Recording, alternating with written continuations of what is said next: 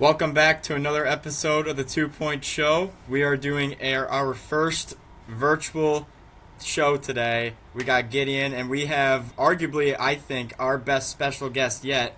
The March Madness Oakland University legend, Jack Gohlke, is on with us today. Jack, thank you so much for coming on.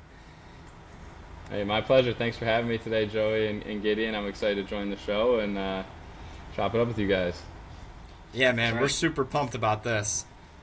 We think we see great things with this, and this is definitely going to give us the boost for what we need for the 2 Point Show. That's what I like to hear. So Let's make yeah, it happen. Jack, I just want to talk about, obviously we'll get to the March Madness game. We're going to talk about that. That's going to be, that's kind of where you got the big boost of your aura in a way, you could say. And then, yeah, I want to ask though, like, what's up with you now? What are you doing nowadays? Yeah, I've been busy this summer. Looking to sign a contract here in the next couple of days, actually, with the team overseas. I was considering going back to the G League, but ended up getting a good offer to play overseas. So about to sign that soon. I'm pretty excited for it. I think it's going to be a great opportunity. So just continuing to play, continuing to pursue my dream of playing professionally. But also this summer just been getting in the gym with high school kids, middle school kids, all different ages of players, and just trying to kind of pass on some of the things that I've learned through all my years playing and try to be a teacher for them, and hopefully they can learn some of the insights that I had. Yeah, kind of, take us through a day in the life of a Jack Gohlke, in the summer, just working out, all that. Yeah, so I love the summer because it gives me my routine. In season, it's kind of hard because you got games sometimes you got late practices or whatever it may be, so the schedule's all over the place with travel and whatnot. But in the summer, it's nice because I just get up pretty early in the morning, about 7 or so, and then get in the gym at 8 every single day. Always have a trainer that I work out with, especially here in Columbus. And from there, then after that workout, usually get a lift in, and then that's when I, after that, get some sort of training in, whether it's with a group of middle school kids or high school kids for a couple hours. Focus on like different things, whether it's shooting or all types of skill work, and then after that, get some more shots up, and then from there, kind of just the rest of my day is free. Like use the night to hang out with my girlfriend, just recover from the day and stuff like that, and just enjoy the summer. Like I said, the routine is nice, and being able to spend time with people who I care about is really nice. Nice. For sure, man. Yeah. I was wondering too, what gets you so involved? Why you want to be so involved with the kids all the time? That's awesome. Yeah, I mean, for me, like I just had so many great coaches, so many great mentors growing up, and even still to this day who I work out with and train with, and even like pick their brain just on the mental side of the game. So I really just want to be that type of person for a lot of kids, a lot of athletes coming up nowadays, because those mentors were so valuable to me, and if I could do the same thing for other athletes, I think that's really fulfilling, and it's really fun to see like the progress of other people as well. So just really fun thing to be a part of, and it's something that keeps me involved in the game, and I think like after I'm done playing, whenever that may be, that it could be a career for me. You got a couple camps coming up, right? Yeah, I've had a couple camps so far this summer, and I have a camp coming up in Detroit area the first 2 Saturdays of September. We got about 40 guys Nice. signed up right now, so I'm excited for that, and just going to be Awesome. focusing on all stuff shooting. Very nice. All stuff shooting, literally. So, yeah, I want to get to that Kentucky game, man. Just walk us through it, I want to pick your mind a little bit. Just give us the whole summary, like what made you make 10 threes, like what was Campy telling you in that game, Just walk us through it. Yes, I mean we got to Pittsburgh pretty early in the week, and we knew we had a tough challenge ahead of us, but we didn't prepare any differently. We went into it just knowing that it was a huge game, but that we played a bunch of other great teams throughout the season, so we kind of had some of the blueprint. It was obviously a super high-powered offense that we were going up against, but we thought that our zone was going to confuse them a little bit and kind of throw a wrench in some of their plans, and thankfully it did. But it was really just a mindset for us as a team going into the game. Like we practiced how we normally did, and then from there, like, we're just gonna go into the game. We're gonna compete. Like, we weren't thinking we're just here to survive and maybe make it a close game or whatever. Like, we were there to win, and we were always planning to win. Like, obviously we were the underdogs, but we didn't go into the game thinking like we need a miracle to win or anything like that. I think as a team we had a great approach, and I think I was trying to like spearhead that and bring the guys into the game with confidence, because in the playoff atmosphere, in a one and done situation, like, you just got to put your best foot forward and then see what happens after that. So luckily we got rolling at the beginning of the game, and then kind of just felt it out after that. And I mean, for me in particular, like, just I missed my first couple of shots, but just kept shooting after that, and kept that Shoot or confidence shoot. level. Exactly, shoot or shoot, and just, believing in myself, believing in my teammates. Everyone put me in great positions to succeed, whether it was Coach Campy calling plays or believing in me once I hit a couple, and that I would stay hot. So yeah, I mean, I was obviously just a awesome experience. You can't ask for a more fun game than that, but I think it really just stemmed like all from our mindset of not going into it thinking we're the underdogs, and just being there to compete and get the win. Yeah, you said it yourself. Go ahead, Gideon. Yeah, so, you transferred from Hillsdale, obviously, and just kind of talk about, Hillsdale. That's a good program over there, and talk about the 21-22 season where you guys had that Elite Eight appearance. So, yeah, kind of Yeah, talk about it. I mean, Hillsdale was awesome. That was my only scholarship offer coming out of high school, and it was a Division II school, Hillsdale. So I had to take it. Didn't know too much about the school. I was excited, but didn't know what I was getting myself into, and turned out to be the best thing ever for me. I mean, amazing coach and Coach Tharp, and amazing teammates I had there. And yeah, that year, my redshirt junior year at Hillsdale, we went on an awesome run. We had a really good team, and made the Elite Eight in that D2 tournament, and that kind of really helped me and my confidence going into the conference tournament at Oakland and to the NCAA tournament. Obviously, March Madness in particular, like, it's a different level stage. There's more people in the stands for sure, all that stuff. But I mean, at the end of the day, like, as an athlete, you kind of you try to forget about what's going on outside the floor. And in the D2 tournament or the D1 tournament, like, the stakes are just as high. So going on that type of run with my teammates and being able to win at a high level, I think that really prepared me for the next level at Oakland, and hopefully for some exciting runs at the pro level too. For sure. Yeah, like you said, back from that game, right after, you said we aren't a sleeper. I remember that quote. So that's very awesome for you to say that. I love the confidence you have just with Oakland, and it's true. You guys weren't a sleeper team. Excuse me, Cinderella team. My bad, Cinderella. And yeah, it's just good for you, man. It's awesome to see, because I'll tell you my story about that game. So I was driving to Florida for spring break, and we were driving from Michigan, so it was like a 20-hour ride. We were listening to all the games in March Madness, and we were listening to the Oakland game, because me and Gideon, we live 10 minutes away from Oakland, and we just kept hearing this guy Gohlke just burying threes, like, and we were just like, who the hell is this guy?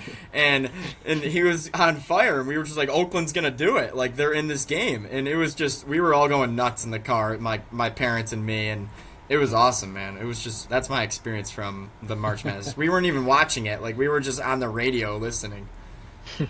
I love hearing people's stories of, like, where they were watching the game or listening to the game, whatever it was. It's so funny, like, just everyone obviously in different places, but all kind of experienced it, so that's really cool.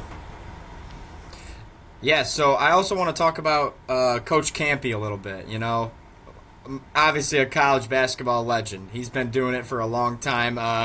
What's your, like, best Coach Campy story? Like, it could be like a crazy story. It could be like in a game or like at a practice, like wise words. Like, give us what you got. Oh yeah, no, I mean, there's so many good Campy stories. I could tell you like 20 probably, but the first one that comes to mind was like one of my first experiences with him in a game situation, in like a game setting. And we were in Italy for our like team trip at the beginning of the season. It was like August. We took a team trip to Italy. I think it was actually really good for us just to get to know each other. We had a bunch of new guys on the team, but overseas in basketball there, like when you rip drive to the right or to the left, a lot of times in America, technically like your back foot leaves the ground before you dribble, but we just let it go in America because everyone does it. But in Italy or in FIBA basketball, they call that a travel. So throughout the game, our team kept traveling. We probably got called for like 8 travels throughout the game of just that little move that in America doesn't mean anything, but there they call it. And but it's just an exhibition game on a team trip that's supposed to be like a bonding trip, a great experience for everybody. And we're trying to like take a group picture after the game with the other team. And I'll never forget Coach Campy's just like arguing with the ref after this exhibition game's already over about the travel calls and like this shouldn't have been a travel. Why would you call that? Blah blah blah. Like trying to get after this ref while we're all just trying to like hang out with this other team of Italian guys who we just met, like a bunch of cool dudes. And he refuses to get in the picture because he's just chewing out the ref. And that was great. It was just kind of a cool way, I guess, to learn kind of how he operates and how serious, how competitive he is, and like he never is going to let anything go. But yeah, that was definitely one of them. And I mean, there's a bunch of other ones, but he's a character. He's an amazing coach, a great guy, and him and I developed an awesome relationship like throughout the season. It was definitely an adjustment at first, just because I had played for Coach Tharp at Hillsdale for 5 years, and then getting to know Coach Campy. I think we both took a little bit of time to get to know each other, but once we did, we really thrived, and our relationship grew from there. So super thankful to him, obviously, for giving me that opportunity, and to be able to learn from him was really awesome. Yeah, one more question about that too is what's one wise old man kind of saying here, like wise quote or like wise thing that's like always stuck in your head from Campy. Like it's just like it can relate to life too. It's not even just basketball. Yeah, it wasn't necessarily like an old wise words quote, but I was having I had a good start to the season, and then kind of towards the middle of the year I was definitely in a slump. Wasn't shooting it great, just kind of struggling. And Coach Campy, he just knows like how to push the buttons of each of his players, and he's just super truthful and honest about what he needs from each guy to be successful on an individual level, but also for the team. And this was when I was in kind of the peak of that slump, or I guess the valley of that slump, and he pulled me to the side. We're on the road about to play at UWM, which is Milwaukee, where I'm from actually. So I was like excited for that game, but also nervous because I was in this slump. And he pulled me to the side and just told me like straight up, if you don't turn it around, if you don't start playing like you're capable of, like you're gonna cost us this season. Like it's your fault if we don't win. And that definitely like hit me hard. I was like, oh wow, like I really gotta focus. I really gotta like play up to my potential, because I don't want to obviously let my teammates down. I don't want to let myself down. I don't want to let Coach Campy and the other coaches who like took a chance on me from a Division II school down. But he just like he knows what buttons to push. Him and I had a good relationship until that point, and I think it just grew from there. Because I knew like how much he believed in me and how much he thought I had to give still to the team, and just he trusted in me to be honest and to tell me what he needed. And from then on, I had a great game against Milwaukee, and kind of we just peaked after that. And he just really, like I said, he knows what buttons to push, and he's just a great leader. Always knows what he needs to say. Do you remember how many points you had in that Milwaukee game? Yeah, that was probably like my favorite game of the season, so I'll never forget any part of it. It was a double overtime game, and I think I had 28. Wow. And like It was a wild game. Yeah, Wild.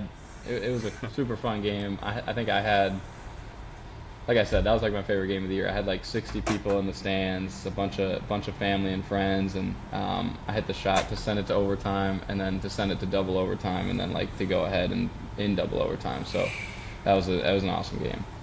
Dang, man, that's awesome. Yeah, you kind of touched on it. You know, you guys went to Italy, obviously, and you also went to the Cayman Islands during that year, and you played overseas as well. If you had to give a Mount Rushmore of the coolest places you've played at, where would they be? That's a great question. Like, are we talking like gyms? Venue, and like Okay. the experience and I like place. that question. That's an awesome question.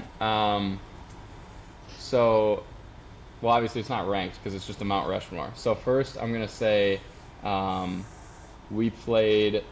So I went on another overseas trip with my Hillsdale team to Greece, but in terms of venues, one of the gyms we played at in Italy, there's a high-level pro team over there, and just like to get to play in that type of atmosphere was super cool. So that's going to be on there. I think it was Udine was the team, so that's up there.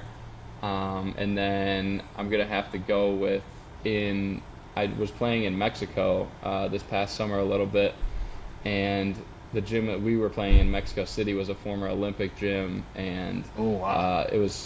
we had a couple games that were pretty packed with fans, and that was just a crazy atmosphere. The Mexican fans are awesome, so that's up there for sure. And then obviously Pittsburgh, PPG Paints Arena, that always will have a special place in my heart. And then the last spot I'm going to have to go with, I don't know what it was in particular, but our second game of the season at Oakland, we played at Illinois. And the atmosphere there, Oh yeah. for some reason, That place was is just, cool. yeah, like it was a really cool gym. It was sold out crowd. They had like the fire things going for starting lineups, all that stuff. Like it was really awesome. So that's my top four for sure. Yeah, I Pretty know good the top Big four. Ten. I know the Big Ten very well. So because I just got to Michigan State for my first year. I'm a Sparty, so I seen Illinois. I see their arena all the time. That place is it's a tough environment to play there. Absolutely, yeah. So yeah, Jack, best teammates you've ever had, like talent wise or just as a person. Who do you got? I'll give you one answer for every team. Well, I don't know if I have exactly one answer, but I'll start from the beginning. High school, I played Pewaukee, Wisconsin, just a suburb of Milwaukee, and I played with probably the best player I've ever played with. His name's Grant Basile. He played at Wright State, so Horizon League fans might know him. And then went to Virginia Tech, and now he's playing overseas. But he's my best friend. Grew up with him. We worked out together every day, played high school together, all that good stuff. Awesome dude, great player. So Grant's up there at Hillsdale. My best friend and the best player I played with there, Patrick Cartier. He played at Hillsdale and then transferred to Colorado State, and had a couple really successful years there where they made the NCAA tournament, won a game, and now he's playing overseas as well. And then at Oakland, it would probably be Trey and Blake for sure. Those two, just awesome people, awesome players. The way they impact the game in so many different ways, and make things easier for everybody else. Like involve their teammates, create opportunities for everybody. Great leaders. All that stuff is amazing. And then wasn't one of my teammates, but in summer league when I played with the Thunder, we got to play. We played some 5-on-5 with the official NBA guys, and I was playing with like Chet when we were playing, and he's just on another level. Like playing with a guy like him, even in an open run 5-on-5, like it just makes the game so much easier. He protects the rim, he passes well, he can shoot it, all that type of stuff. So just kind of seeing like that level that some of those elite NBA guys are at is really cool. But yeah, I mean, I've played with so many awesome teammates, so many great players. I probably left a couple out, to be honest, too. Yeah, you mentioned Pewaukee, obviously, and you also played against Tyler Hero. I've seen Really? The Ball is Life. Yeah, The Ball is Life mixtape. Kind of talk about that. Was it a rivalry between Whitnall or Yeah. anything? Yeah. Yeah, so I played against Tyler Hero and Tyrese Halliburton a lot growing up. Somehow Wisconsin just ended up with a bunch of talent in our class. But Yeah.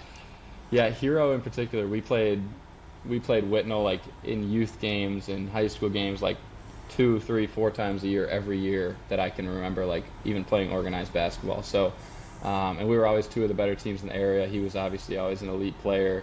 I was never anywhere as good as him, but had Grant on my team, had a couple other good players, and we would always compete and kind of split every year, 1-1, 2-1, 2-2, whatever it was.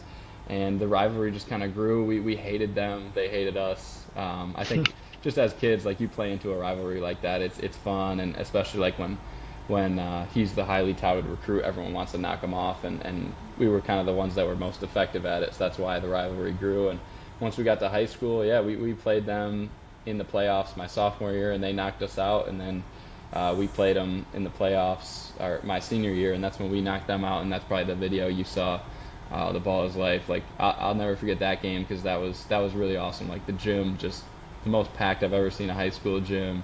People like waiting in line outside for tickets at like noon that day. Like it was crazy.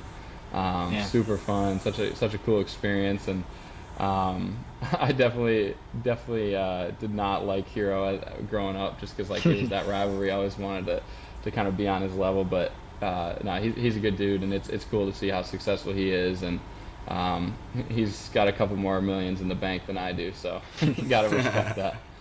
For sure.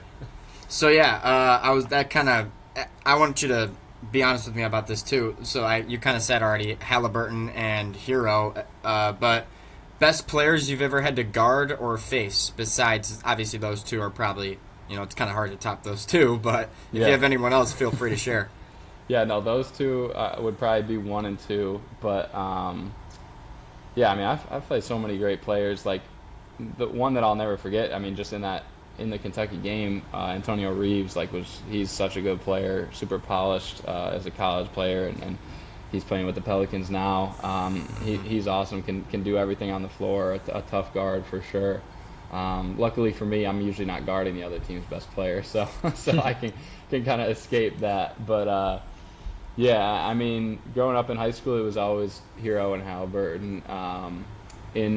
When I was at Hillsdale, we actually played against a guy who, his name was Amani, what was his last name? I can't remember what his last name was, but when the team we lost to in the Elite Eight, this guy transferred to Buffalo and was like an all-MAC level player. So playing against him at the Division II level was definitely tough for us. That was always a challenge. Yeah, and I'm just trying to think of like some AAU. I mean, there's always so many great players I played against in AAU. Like growing up, like Anthony Simons, played against him a couple of times on the circuit, and I was only like 16 at the time, but he was obviously way ahead of his class in terms of just talent level, athleticism, all that stuff. So he was somebody who now I think he's on the Celtics now. He was tough to compete against. A lot of guys on those AAU circuits are crazy. And no Michigan State guys that I can think of, unfortunately, for you, but a bunch of great players. Yeah, you know me, I'm a biased Spartan fan. We always talk about it on the show. Yeah, so you touched on coming out of high school. Hillsdale was your only scholarship offer, but coming out of Hillsdale, was it only Oakland? I know there's a story between like your Hillsdale coach called Campy and said like, you need this kid. Was there anyone else that coming out of Hillsdale that you heard from? Yeah, I heard from a couple other schools. Lipscomb and Southern Illinois were like the two that I was kind of considering as well. Lipscomb probably the most. And I had a couple other offers like out east in those conferences out there, those smaller conferences. But Lipscomb and Oakland were like the highest level schools, and to be honest, like it was always pretty much Oakland. I remember, yeah, like you said, Coach Tharp called Campy, but when I told Coach Tharp that I was going to transfer, I mean, I had spent 5 years at Hillsdale, I had graduated, I had done everything like I could do, and there was no sort of graduate programs or anything like that. So he was like all on board for me transferring and trying to improve and challenge myself at the next level. But when I told him like, Coach, I'm transferring, he told me like, yeah, I already called Campy and told him like you should go to Oakland. And I was like, you didn't even know like I was transferring it or whatever. And he's like, no, I knew, like whatever. That's a good coach. Yeah, Coach Tharp is awesome, and the fact that he was like already coordinating that behind the scenes. But I remember when I had a call with Coach Campy while he was recruiting me, and he had like given me the whole presentation, whatever, like told me all these things about how they want to use me and how they want to incorporate me into the team, and I hadn't like really been through the recruiting process, like I said, because coming out of high school I really only had one scholarship offer. Like I had a bunch of D3 schools interested in me and stuff, but I hadn't really been courted by a bunch of schools. So now I was kind of going through the process. I was like, oh, do I want to take all these visits? And I told Campy on the phone, I was like, oh, Coach, like I'm not ready to commit yet, whatever. And he was like, are you sure? Like, you should just come here, right? Like you're gonna regret it if you don't. And I was like, I just need some more time. And I think I just like waited till the next day, and then I realized like, yeah, like Oakland is the place for me. And I couldn't be happier with that decision. Obviously, it turned out awesome, and Oakland was an awesome place. But I'll just never forget him. Like, he knew that I would regret it if I didn't go to Oakland. So. How'd you like me and Gideon's hometown, Rochester Hills? What do you think of Rochester Hills? Hey man, I love Rochester Hills. I'm a Stony Creek guy. Hey! So. Oh, come on. Really? Adams guy. Joey's Yeah, Adams. I went to Adams. Okay. I went to Adams. No, I got respect for all the Rochester schools. But yeah, I love Rochester Hills. I mean, it's such a nice area. So many great things going on out there, and like a bunch of support for Oakland as well. So it's just really cool to see the community kind of rally around the university, and hopefully the university does some good things for the community as well. So yeah, I got one more question after like the Kentucky game. How did the revenue, or like how did your like image after that game like increase? Like, talk about the increase in your image after that game with like money, revenue, just everything.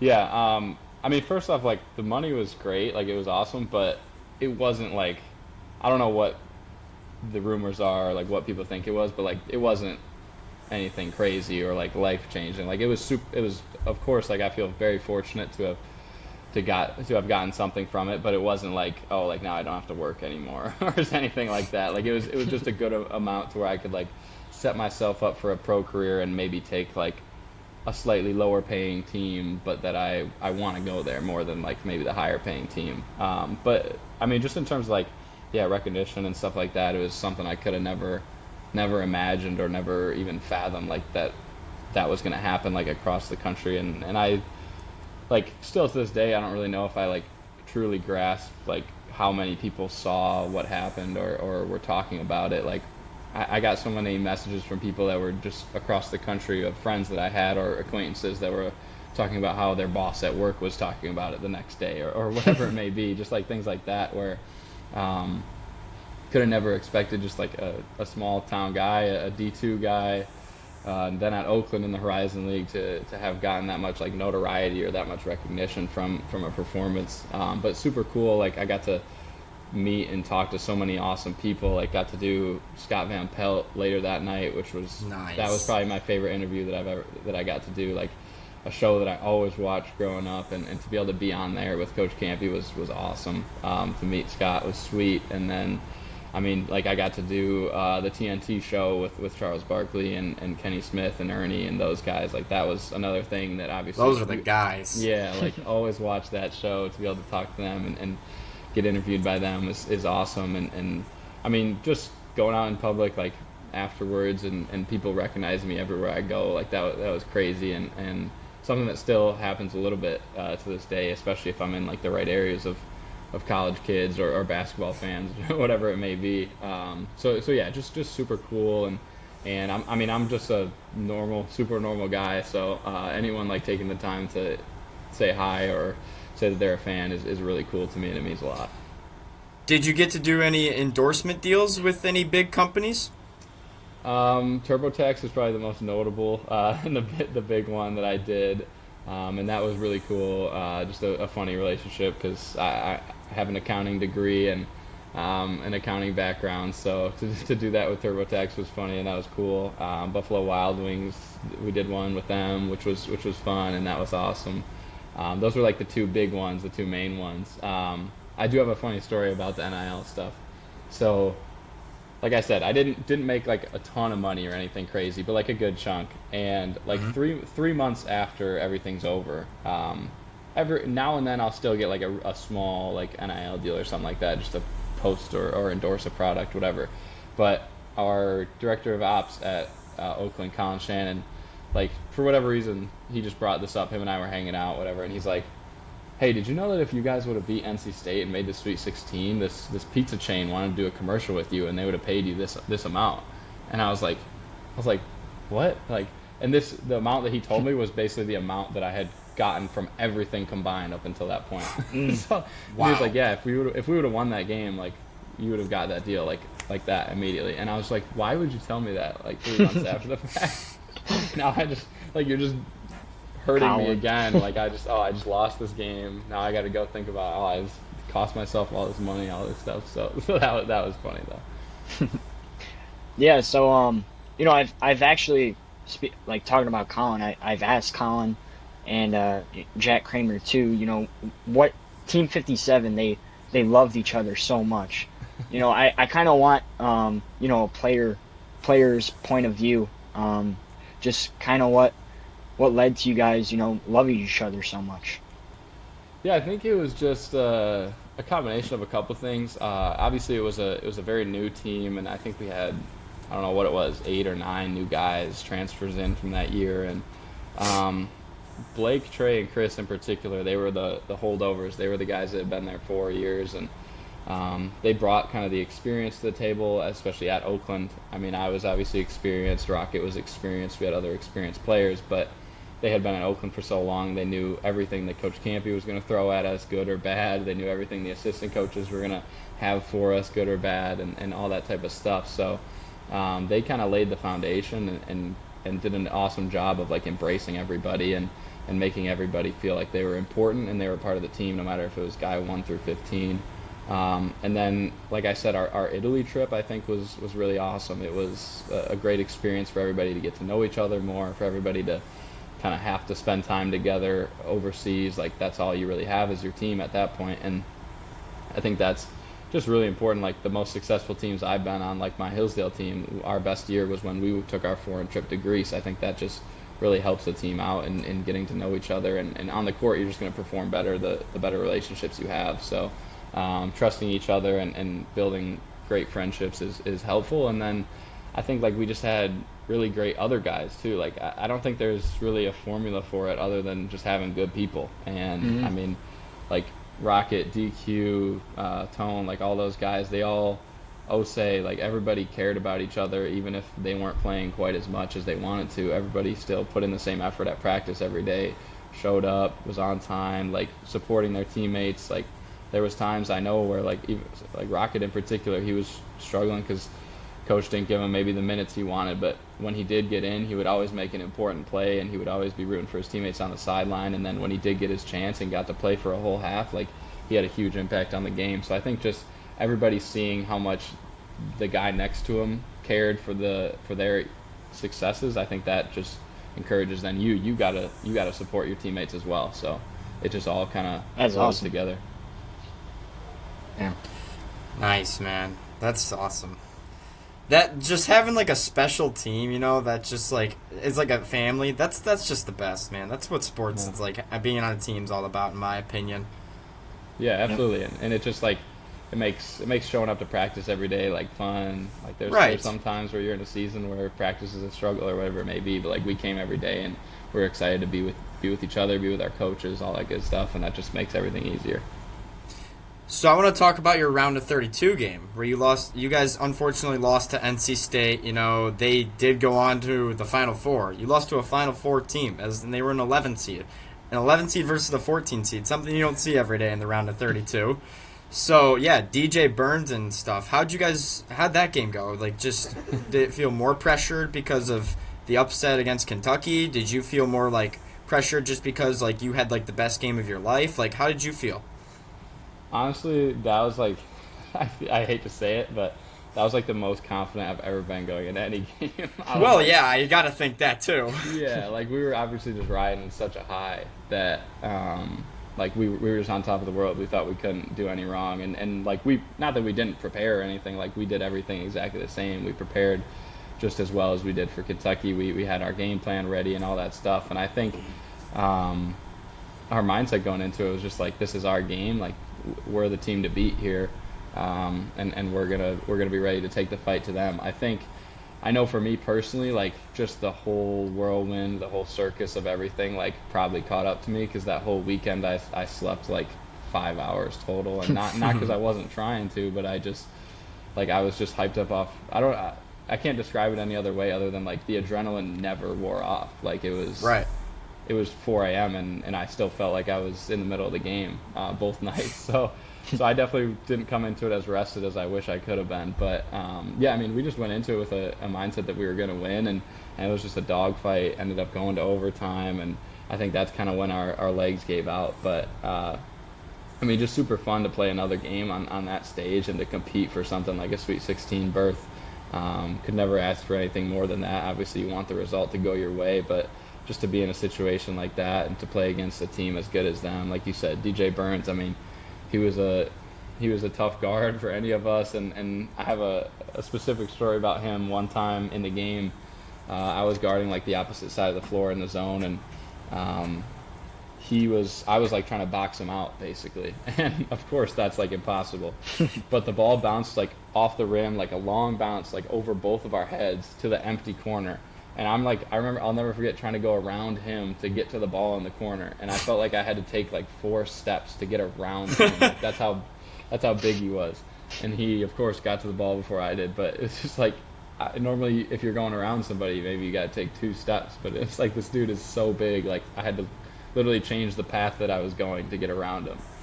So that was crazy. But they got a bunch of good players on that team too. DJ Horn, one of their guards, who is actually one of my friends. I did like pre-draft training with him and stuff. He's a great guy, and they were definitely a tough team to go up against. What made DJ Burns so good? I like that guy was huge. I thought sometimes those type of players don't really last in NCAA or in pro sports, but just what made him so good? Do you have any idea? Yeah, I think there's some, like, it's obviously very rare, but sometimes there are guys who, no matter how big they are or how out of shape they might look, like they're still in good shape and they're still nimble and quick on their feet. And he's one of those guys where he may look and well, maybe he is a little bit overweight, but like he doesn't carry it that way on the basketball court. Like for him, it's just an advantage because it just helps him move people better, and his footwork and his quickness on his feet like is crazy for someone of that size. So it's hard to guard someone like that who can be that strong because of how big they are, but also still moves their feet really well. He was an unbelievable passer too. Like during that game, yes, he was. We triple teamed him, and he would just make the right reads every time. So yeah, no, he's a great all around player. Yeah. So you were in the All-Star game. Your senior year or your last year at Oakland, your only year. So, how was it playing in the Final Four venue, the Final Four court? And it was a cool experience. All the Oakland guys, were on the staff too. So, just kind of talk about that. Yeah, the All-Star game was like such a cool experience. Going out to Phoenix, I got to compete in the 3-point contest while I was out there too, and that whole event was super fun. But just getting to go out there, like especially like you said, with the Oakland staff. I mean, all of our coaches were there. Coach Campy, Smitty, Cove, Bobby, Colin, everybody was a part of it. And like to play in one more game with them as my coaches was awesome and super fun. And then like just getting to meet all those players, all those great college players, and create relationships with them, and now follow them and see how their pro careers are going. Like just I'm always super grateful to be able to meet a bunch of cool people, a bunch of great players. But specifically, like the game playing on that Final Four court in that in State Farm Stadium was insane. Like we didn't practice on the court beforehand. We practiced somewhere else. We kind of just showed up and played the game, and there's nothing like I've never played in anything like a football stadium. Like if I was one of the Final Four teams and this is like the most important game of my career and I'm playing in a football stadium, like I would be genuinely so pissed because the sight lines in there, like just the feel of it is I can't describe it. Like the backstop or like the background behind the hoop is like 250 yards away. Like it just looks so weird, even compared to like a NBA arena. It's so different. And yeah, it's just one of those things. Like in the game, I think in that All-Star game, we shot like 20% from 3, like as a whole game, like East versus West. And it was just funny, like seeing everybody throw bricks and really struggle, and then just thinking about like, wow, if I had to play in the Final Four, like there's gonna be 10 million people watching on TV. There's gonna be 60,000 people in the stadium, and you're probably gonna throw off a bunch of bricks. So it was definitely crazy. What All-Star game was this for again? I don't fully understand. I'm struggling here. What was that for? It was just like there's a college All-Star game at the end of the year every year. Oh, yes. Okay. Yeah, so they host it like at like the day before, 2 days before the Final Four game, and they do it in the stadium, kind of like as a trial run to make sure everything they have going on is going to be ready for the TV broadcast. But it is a cool experience for us to be able to maybe not make the Final Four, but play there and get to appreciate the venue. For sure, yeah, that's awesome.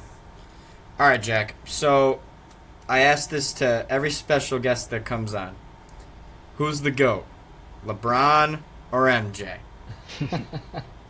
Who's the GOAT? Great question. I'm probably the rare occasion of a person who doesn't really have an opinion or doesn't really care.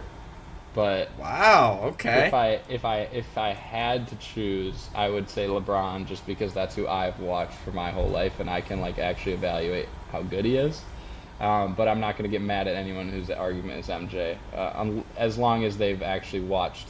You don't even have to have been old enough to watch him while I play, but if you actually watch like full games, I just don't like people who like watch The Last Dance and then they're like, "Oh, MJ's the GOAT." It's like you got to at least watch a game or a couple games of the full game, not just every basket he scored or whatever it may be. No, I've definitely watched a few full MJ games, and I think personally MJ's the GOAT. Gideon and I have had this argument plenty of times. He thinks LeBron's the GOAT. We could argue about this all day, but we're not going to do that today and waste your time. But yeah, I think MJ, just because his favorite game that I ever watched was that flu game. It was just like no one's ever going to do that again. That's very true. That's a crazy game, and like it makes me think of like when LeBron had cramps in the finals. So it's like I understand when those arguments are made by NBA fans. So Jack, do you have any interest coaching after you're done playing at all, or no? Yeah, I'm kind of trying to figure that out. Like I said, I've been doing camps and working with young athletes and small group training, individual training, stuff like that. And I love that type of stuff. I love training and kind of passing on like my knowledge of the game and my skill set and all the things that I work on in my own workouts. So I definitely see myself in the future being around the game and being like a trainer or a maybe like a coach, but I don't know if necessarily a head coach of a high school or college team is something that I want to do. Like there's just like so developing, much. Like not X's and O's. Yeah, I love player development, and I've had so many awesome relationships with like my player development coaches, for lack of a better word, whether it was in high school, college, or the pro level, and like I want to be that for somebody else in the future, and be that relationship, be that mentor, teach them all the intricacies of the game. Like head coaching is awesome, and I've had great head coaches and great relationships with my head coaches, but I love basketball because of the basketball. And as a head coach, there's also a lot of other stuff that goes into it, that is, whether it's politics or fundraising or scholarship allocation, like whatever it may be. And I kind of just want to be around basketball. I want to be a part of basketball, not like the general manager part of the game. Yeah. This is my last question for you. This is all I got for you. Just all if right. You weren't involved with basketball, what do you think you'd be doing? No basketball at all. Like if you just played like how Gideon and I just did. If you finished just after high school, you're going off to be a normal, not playing any sports. What would you be doing? So short. You guys come on. I mean, I've always enjoyed like business and stuff like that. Like I said, I got my accounting degree. I just finished my MBA at Oakland, so maybe something in the business space and in that. Like I always have loved being a part of a team and also like taking on a leadership role. So like if my dream job outside of basketball would probably be like something along the lines of CFO at like a small company where I can have a team and I can be a leader and be a resource for people and kind of help them on their journey, and be supportive and just be available to kind of raise the level of other people is always something that I've enjoyed doing, not just in basketball but in other things in life. So just because of my background, I think that would probably be the best route for me. Nice. It's awesome. It's awesome. That's all I got, Joe. That's all I got too, man. Hey, Jack Gohlke, thank you so much for coming on to the 2 Point Show today, man. We couldn't have thanked you even more than thank you. It's such an honor to have you on. Thank you so much. No, my pleasure, guys. Thanks for having me, and I hope this podcast takes off, and you guys are obviously good at this. You guys are good interviewers, so I think you guys got a bright future ahead of you. We appreciate Thanks, that very much. All right, well, that's going to conclude this episode with Jack Gohlke, the first official virtual video with me in college, Gideon in college. We're away from each other, and why not start off with a bang with Jack Gohlke? But yeah, thank you guys so much for tuning in today. We'll see you guys probably in about a week or so for the next episode, and yeah, we'll see you then. Thank you so much. See you guys. See ya.